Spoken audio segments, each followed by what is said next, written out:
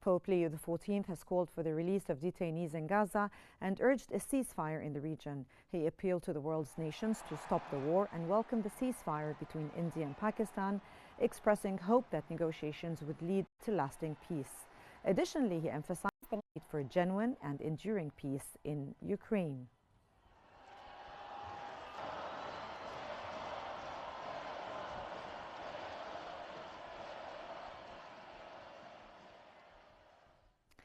Israeli Foreign Minister Gideon Saar has stated support for the U.S. President Donald Trump's plan to deliver aid to Gaza. He expressed a desire to collaborate with as many organizations as possible regarding assistance for Gaza.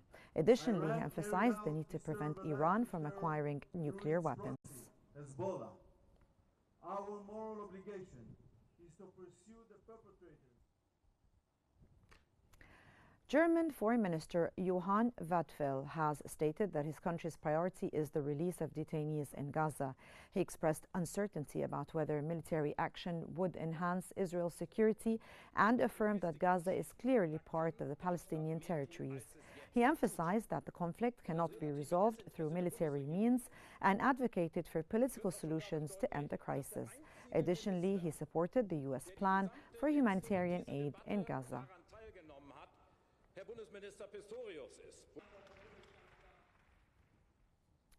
The UNICEF has condemned new plans for Israel and the United States to oversee humanitarian aid distribution in Gaza, warning that it could worsen the already dire situation for children and families.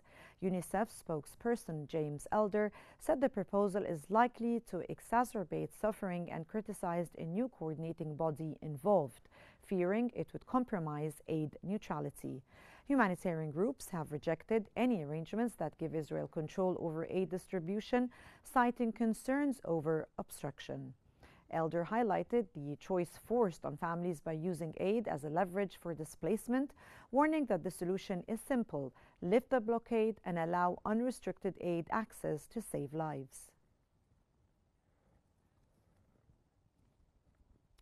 The United Nations Relief and Works Agency, the UNRWA, has raised alarm over the severe humanitarian impact of Israel's ongoing blockade of the Gaza Strip, now entering its 9th consecutive week. In a statement issued on X, UNRWA confirmed it has thousands of aid trucks ready to enter Gaza and is prepared to scale up humanitarian operations. However, the agency stressed that Israel has blocked all humanitarian, medical, and commercial supplies from entering Gaza, worsening conditions for the civilian population. The UN Office for the Coordination of Humanitarian Affairs, the OCHA, also confirmed that Palestinians continue to die under the complete Israeli siege, now in its 3rd month.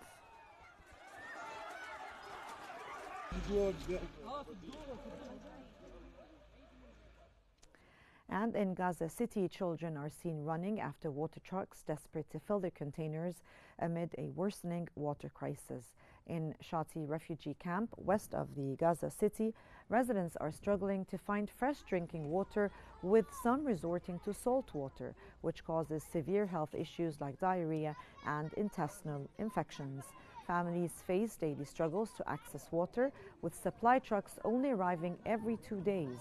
Israel's ongoing blockade of Gaza, which has lasted for over 2 months, has banned the entry of aid and fuel, crippling essential services like water wells and desalination plants, exacerbating the humanitarian crisis.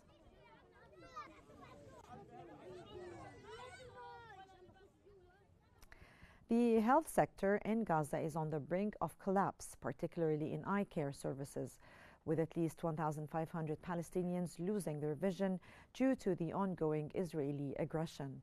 Medical sources report that another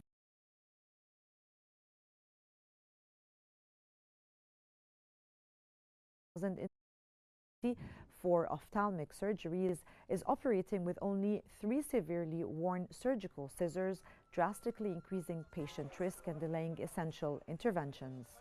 Critical medical supplies such as hyaluronic acid and ultra-fine surgical sutures are almost depleted.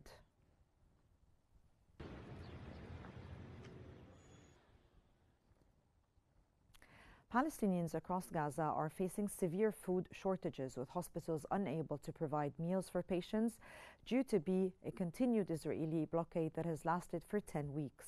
Families are now forced to bring in whatever food they can find for loved ones recovering from injuries or illnesses. Food supplies have dwindled as aid groups stop distributions, bakeries close, and charity kitchens run low on supplies. Markets are nearly empty, with prices for canned goods and vegetables soaring. For many, charity kitchens are their only source of food, but they too are rapidly shutting down due to the lack of supplies.